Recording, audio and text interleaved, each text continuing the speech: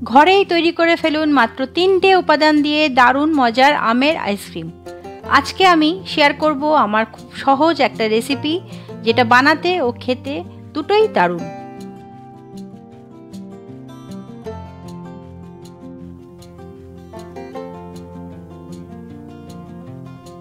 এর জন্য প্রধান উপকরণ যেটা লাগবে তা হলো পাকা মিষ্টি আম। এখানে আমি আমের খোসা ছাড়িয়ে ছোট ছোট পিস করে কেটে নিয়েছি। এবার একটা মিক্সার গ্রাইন্ডার নিয়েছি, তার মধ্যে এই আমের যে ছোট পিসগুলো এগুলো দিয়ে একদম মসৃণ একটা পেস্ট বানিয়ে নিতে হবে, মানে আমের পিউরি বানাতে হবে। দেখুন একদম সুন্দরভাবে আমটা পেস্ট হয়ে গেছে। আর লাগবে হেভি ক্রিম, বা আপনাদের কাছে যদি হেভি ক্রিম না থাকে আপনারা যে ফ্রেশ ক্রিম মার্কেটে পাওয়া যায় সেটাও নিয়ে নিতে পারেন।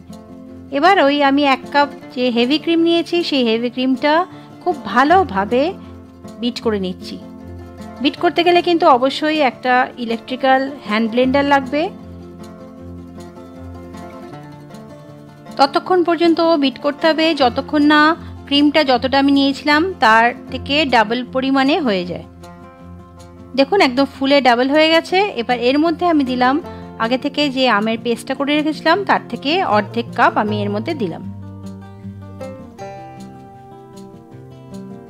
আর এর মধ্যে আমি দেব অর্ধেক কাপ কনডেন্স মিল্ক। এই কনডেন্স মিল্ক কিন্তু আমি ঘরে বানিয়েছি, আপনারা চাইলে আমার ভিডিও দেখে নিতে পারেন। তার থেকে আমি অর্ধেক কাপ কনডেন্স মিল্ক দিলাম। দোকান থেকে কিনতে গেলে এটা কিন্তু ভালোই খরচা পড়ে যায়, তাই আমি ঘরেই বানিয়ে নিয়েছি। আপনারাও চাইলে ঘরে বানিয়ে নেবেন, একদম সহজভাবে ইজিলি ঘরে বানানো যায়। আবার ভালোভাবে আমি মিক্স করে নিচ্ছি সব কিছু একসাথে। সব ভালোভাবে মিক্স হয়ে গেছে।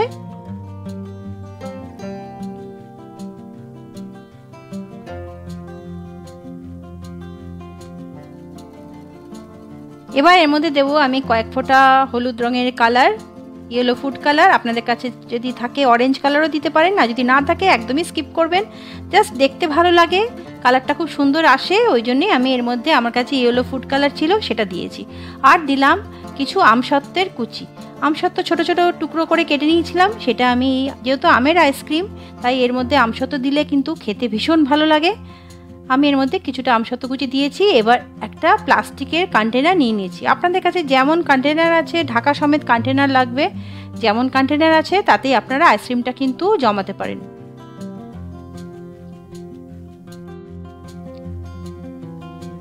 এবার এই বাসনটা আমি একটু ট্যাপ করে নেব, যদি ভিতরে কোনো হাওয়া থাকে সেটা বেরিয়ে যাবে।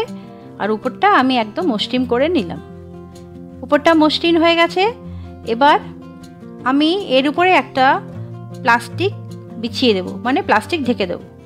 দেখুন কন্টেনার আর এই মিশ্রণের মাঝে কিন্তু যে গ্যাপটা আছে, যদি আমি উপর থেকে জাস্ট ঢাকাটা দিয়ে দিই তাহলে যেই হাওয়াটা আছে সেই হাওয়াটা কিন্তু আইসক্রিমের মধ্যে বরফ জমিয়ে দেবে। যাতে আইসক্রিমে কোনো বরফ না জমে সেই জন্য আমি একদম আইসক্রিমের সমান করে দেখুন একটা প্লাস্টিক বিছিয়ে দিয়েছি। তার উপরে আমি কৌটোর যে ঢাকাটা বা কন্টেনারের যে লিডটা সেটা আমি বসিয়ে দিলাম। এবার ফ্রিজে কিন্তু আপনাকে 8 থেকে 10 ঘন্টা রাখতে হবে। 8 থেকে 10 ঘন্টা রাখলে কিন্তু আইসক্রিমটা একদম জমে যাবে।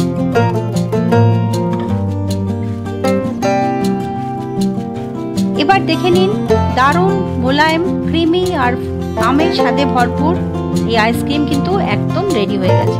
একবার খেলে বারবার বানাতে ইচ্ছা করবে। দোকানের আমরা যে কেনা আইসক্রিম খাই তার থেকে কোনো অংশে তো কম নয়, আমি বলবো তার থেকেও স্বাদে কিন্তু এটা অনেকই বেশি। রেসিপিটা ভালো লাগলে লাইক দেবেন, চ্যানেল সাবস্ক্রাইব করে পাশে থাকবেন, আর কমেন্ট করে জানাবেন আপনাদের এই রেসিপি কেমন লাগলো। নতুন রেসিপি নিয়ে আবার চলে আসবো। আপনারা সবাই ভালো থাকবেন। ভিডিও শেষ অবধি দেখার জন্য আপনাদের অনেক অনেক ধন্যবাদ। Thanks for watching.